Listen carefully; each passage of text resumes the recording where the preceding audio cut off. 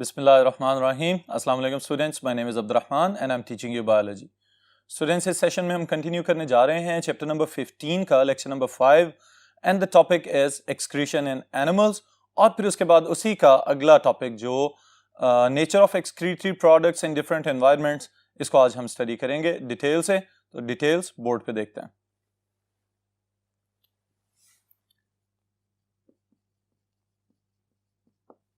All right, students. The first thing is excretion. Excretion को जल्दी से define करते हैं और उसके बाद फिर आगे explanation में चलेंगे। Excretion is removal of wasteful metabolites.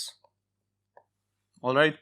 Metabolism में पैदा होने वाले ऐसे प्रोडक्ट्स जिनको मजीद बॉडी में इस्तेमाल या रिसाइकल नहीं किया जाएगा, उनको बॉडी से खारिज कर दिया जाता है और इस अमल को हम कहते हैं एक्सक्रीशन। इसमें स्टूडेंट्स याद रखिएगा कि एक्सक्रीशन में हम ज्यादातर नाइट्रोजनस वेस्ट को डिस्कस करते हैं, जिनमें अमोनिया, यूरिया और यूरिक एसिड वगैरह शामिल हैं।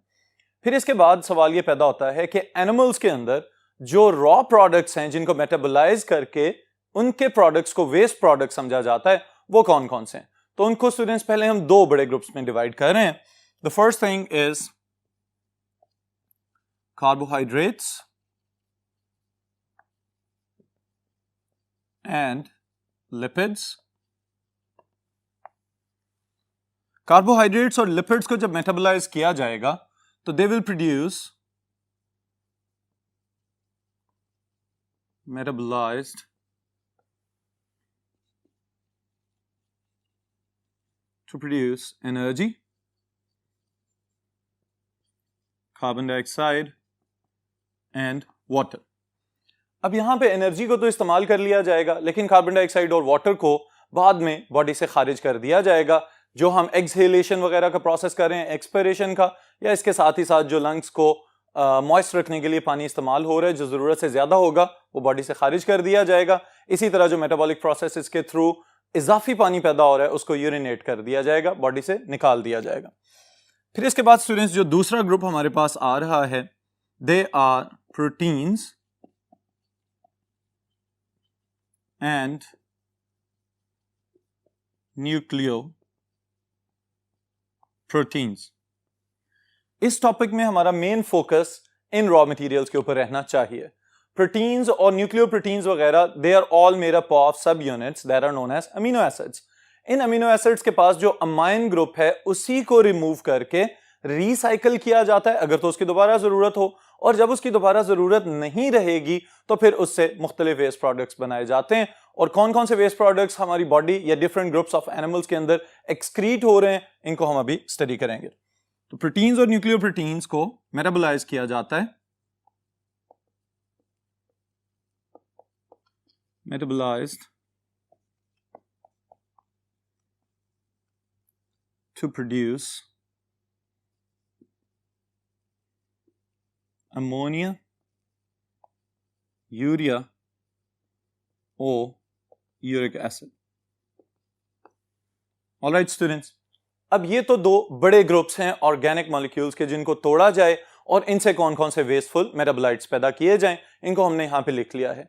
ये भी पॉसिबल है कि इनके अलावा वाटर या सॉल्ट्स को भी एक्सक्रीटरी प्रोडक्ट्स के तौर पे बॉडी से खारिज कर दिया जाए। तो किन कंडीशंस में इनकी जरूरत होती है, इसको भी हम लिख लेते हैं यहां पे। Water,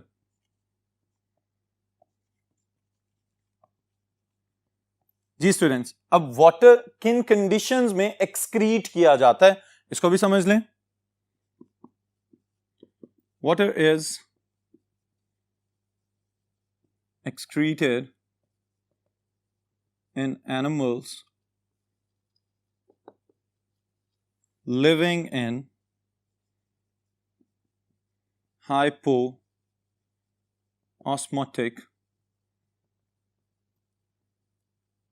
environment. All right.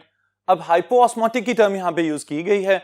याद रखिएगा कि हाइपरटोनिक या हाइपोटोनिक वगैरह दे आर डिफरेंट टर्म्स। हाइपोऑस्मोटिक का मतलब क्या है, जब हम इसके साथ हाइपोऑस्मोटिक एनवायरनमेंट का लफ्ज लगा रहे हैं तो इसका मतलब है the things they are going outside the cell.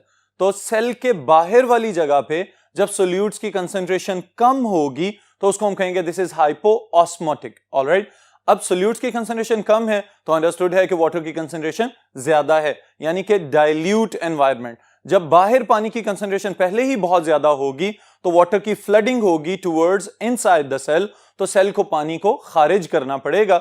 इस वजह से इस केस में हम कहते हैं water is an excretory product. फिर इसके साथ ही जो दूसरी चीज हम यहां पे लिख रहे हैं, दे आर सॉल्ट्स, नमकियात। अब आपके जहन में फौरी तौर पे ज्यादातर मरीन फिश वगैरह आ जानी चाहिए, क्योंकि समंदर में पाए जाने वाली मछलियां ऐसे एनवायरनमेंट में रह रही हैं जहां पे हाइपरटोनिक सराउंडिंग्स है। तो इसी चीज को हम लिख लेते हैं यहां पे, salts are excreted in animals living in hypertonic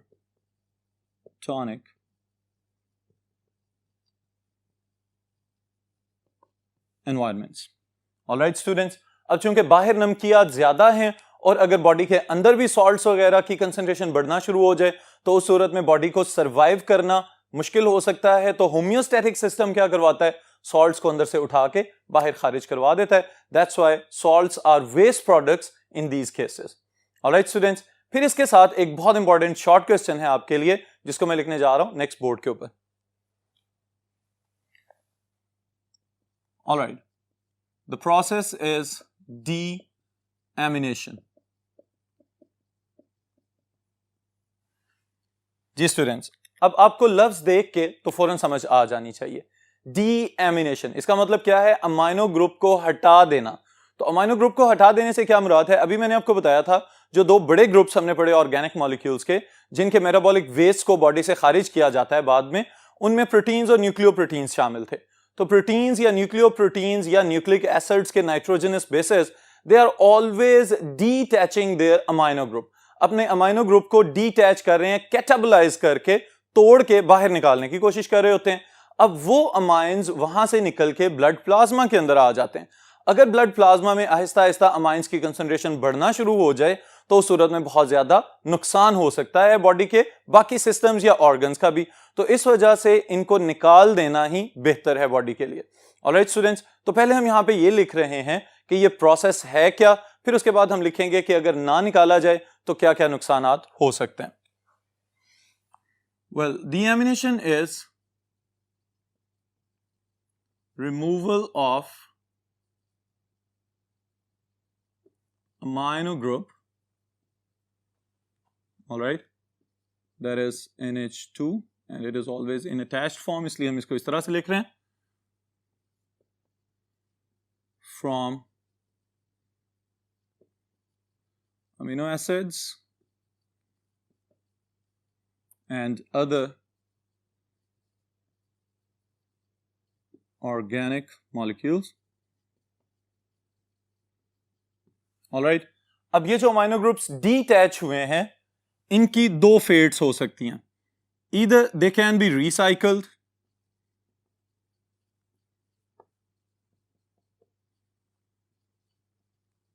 alright, और अगर इनकी रिसाइकलिंग नहीं हो रही तो फिर they need to be excreted. Alright students, अब एक्सक्रीशन के लिए यह बात इंपॉर्टेंट है कि इनको अकॉर्डिंग टू डिफरेंट एनवायरनमेंट्स मुख्तलिफ एंड प्रोडक्ट्स वाली फॉर्म में कन्वर्ट कर दिया जाए। उसमें अमोनिया या यूरिया या यूरिक एसिड वगैरह हो सकते हैं। लेकिन ये नाइट्रोजनस वेस्ट जब तक बॉडी के अंदर रहते हैं ये बहुत ज्यादा नुकसानदेह हैं। इसके लिए हम एक टर्म यूज करते हैं जनरलाइज सी, कि they cause toxicity inside the body, जहरीलापन फैला सकते हैं बॉडी के अंदर। तो उस जहरीलेपन को खत्म करने के लिए जरूरी है कि बॉडी अपने वाटर के अंदर इनको डिसॉल्व करके बॉडी से खारिज कर दे। अगर इनको वक्त पे खारिज नहीं किया जाता और ये एक्यूमुलेट होते रहें तो उस सूरत में इनके कॉन्सिक्वेंसेस या नताइज क्या हो सकते हैं। कॉन्सिक्वेंसेस ऑफ एक्यूमुलेशन, अगर इकट्ठे होते जा रहे हैं बॉडी के अंदर तो क्या नुकसानात हो सकते हैं। दे मे कॉज कन्वर्जन्स, ट्रिप्स वगैरह या दौरे पड़ सकते हैं इसकी वजह से। ऑलराइट, मस्कुलर कॉन्ट्रैक्शंस भी हो सकती हैं, मसल्स का अकड़ाव भी हो सकता है।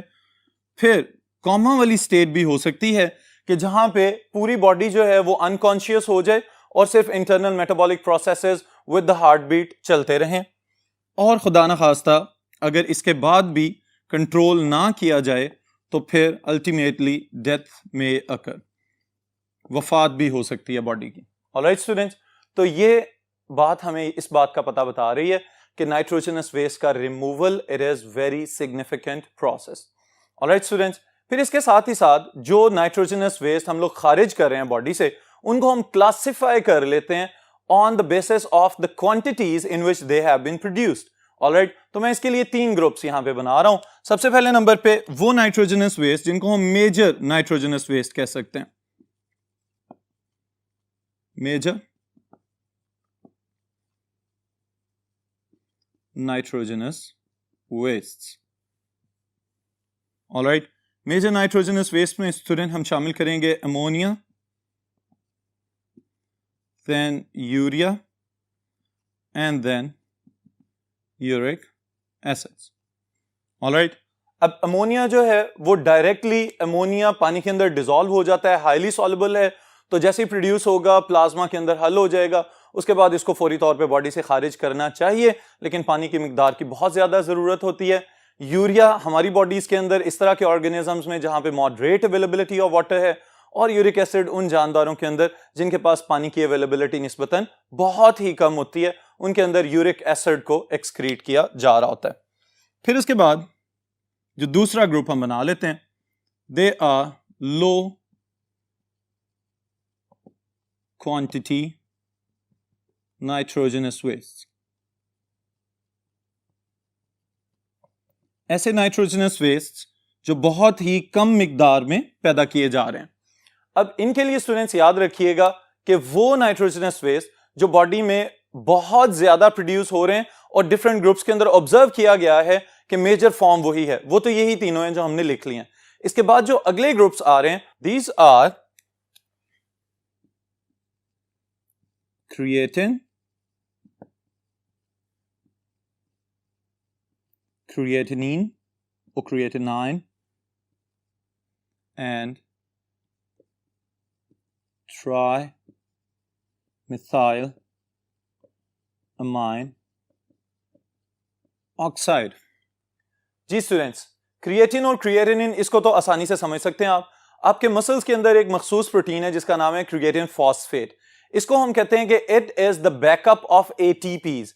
एटीपीज ने जब भी अपना आखिरी टर्मिनल फॉस्फेट रिलीज करना है तो उसको रिसाइकल करवा के एडीपी से दोबारा एटीपी बनाने के लिए creatine phosphate it will be the phosphate donor. Alright, और फिर बाकी क्या रह जाएगा, क्रिएटिन। और जब क्रिएटिन को भी मेटाबोलाइज कर लिया जाए तो फिर बन जाएगा क्रिएटिनिन, और उसकी एक लेस टॉक्सिक फॉर्म हमें नजर आती है, that is trimethyl amine oxide. कम मिकदार में पैदा होने वाले नाइट्रोजनस वेस्ट हैं। फिर इसके बाद ऐसे नाइट्रोजनस वेस्ट जो बहुत ही कम मिकदार में पैदा होते हैं, very low quantities of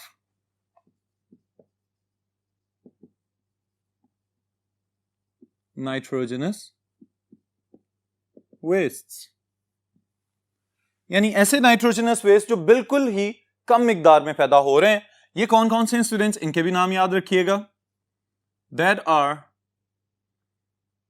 purines,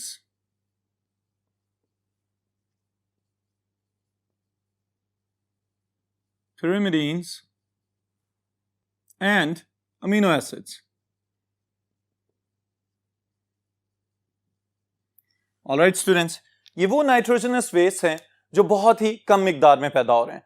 फिर इसके साथ एक एडिशनल पॉइंट का हमें इजाफा करना पड़ेगा, and that is if the purines and pyrimidines are metabolised, metabolism of purines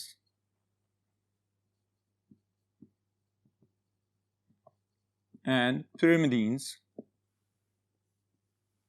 Purines और pyrimidines हैं क्या? These are the nitrogenous bases. आप लोगों ने पढ़े हुए हैं न्यूक्लियोटाइड्स के साथ कुछ सिंगल रिंग और double ring nitrogenous bases attached होते हैं। Alright, these are the purines and pyrimidines। जब इनको तोड़ा जाता है तो इनमें से स्टूडेंट्स डीएमिनेशन के बाद बच जाते हैं xanthine, hypoxanthine, allantoin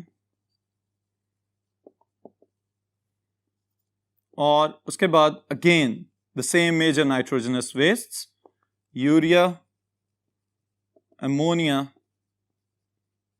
and uric acids.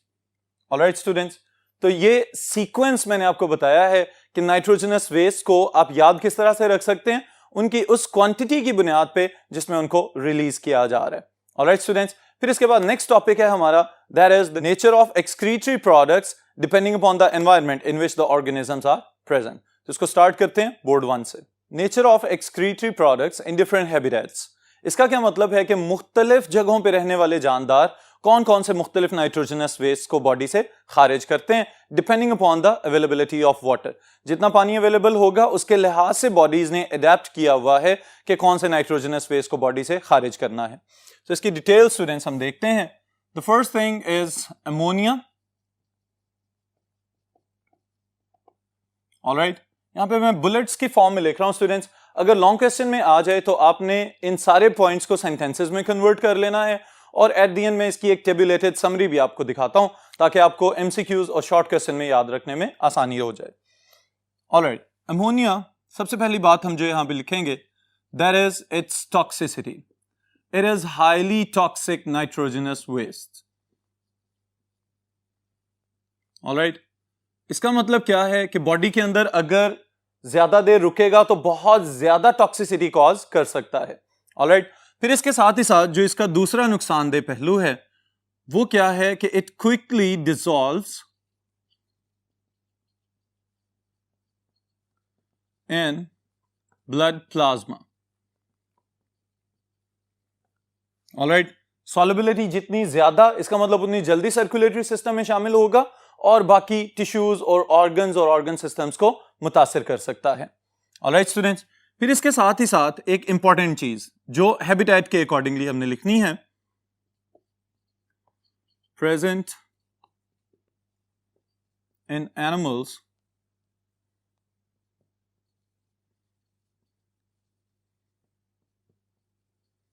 Living in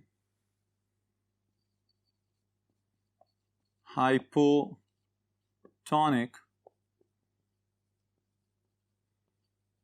environments। Alright, इसी को अगर आसान अल्फाज में कन्वर्ट करना चाहें तो किस तरह से लिखेंगे, require large volume of water for excretion। और इसकी मिसाल क्या है, 500 ml of water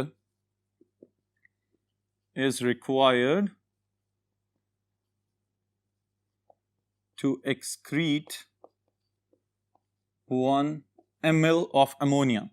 alright students, फिर इसी के एग्जाम्पल्स में आप क्या शामिल करेंगे, aquatic animals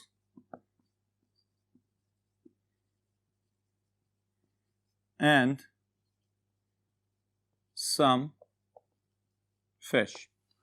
ऑलराइट स्टूडेंट्स, इस बात से हमें यह पता चलता है कि अमोनिया जितना ज्यादा टॉक्सिक है उसको डाइल्यूट करने के लिए उतने ज्यादा पानी की जरूरत है और पानी हमेशा नाइट्रोजनस वेस्ट को एक्सक्रीट करने के लिए इस्तेमाल होगा। तो ये उन्हीं जानदारों में एक्सक्रीट हो रहा है जहां पे वाटर की अवेलेबिलिटी ज्यादा है। तो वो तमाम एनिमल्स जो अमोनिया को as a waste product excrete कर रहे हैं, they are known as ammonotelic animals. Alright students, ammonotelic animals. Alright students, फिर इसके बाद हमारे पास जो नेक्स्ट चीज आ रही है दैट इज यूरिया। इसको देखते हैं नेक्स्ट बोर्ड पे।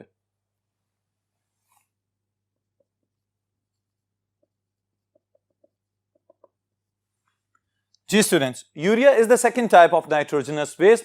अगर वहां पे टॉक्सिसिटी और बाकी पॉइंट्स को हम कंपेयर करते जाएं तो ये फौरन आपको याद हो जाएगा। Number 1, according to the toxicity urea is less toxic as compare to ammonia, और इसको हम कह सकते हैं मॉडरेटली टॉक्सिक। अमोनिया की निस्बत थोड़ा सा कम जहरीला है। फिर इसके साथ ही साथ वाटर की अवेलेबिलिटी के लिहाज से या सॉल्युबिलिटी के लिहाज से अगर हम इसको देखें तो हम कह सकते हैं it is soluble in water. Alright, then किस तरह के एनवायरमेंट्स में यह पाया जा सकता है? As the waste products present in animals living in restricted supply of water, restricted supply कह लें या moderate supply of water कह लें, यानी यहां पे पानी की अवेलेबिलिटी जो है वो अमोनिया एक्सक्रीटिंग एनिमल्स की निस्बत कम है। ऑलराइट, फिर उसके बाद स्टूडेंट्स अगर क्वांटिटी के एतबार से देखें तो हम कहेंगे 50 ml of water is required to excrete 1 gram of urea. Alright students, फिर यहां से अगर हम ये डिराइव करना चाहें कि कौन कौन से एनिमल्स हैं जो यूरिया एक्सक्रीट कर रहे हैं, तो इसका मतलब ये है कि वो तमाम एनिमल्स जो ज्यादातर मूव करके आ चुके हैं टेरेस्ट्रियल एनवायरनमेंट के अंदर, या उस तरह के एनिमल्स जो अभी तक बहुत सारे फ्रेश वाटर स्पीशीज की फॉर्म में पानी के अंदर भी मौजूद हैं लेकिन मेरीन वाटर के अंदर। Alright, then we can write here animals excreting urea are ureotelic animals. Alright students, examples में हम खुद को शामिल कर सकते हैं, humans and other terrestrial animals. Alright, फिर उसके बाद जो थर्ड नाइट्रोजनस वेस्ट हमारे पास आ रहा है दैट इज यूरिक एसिड।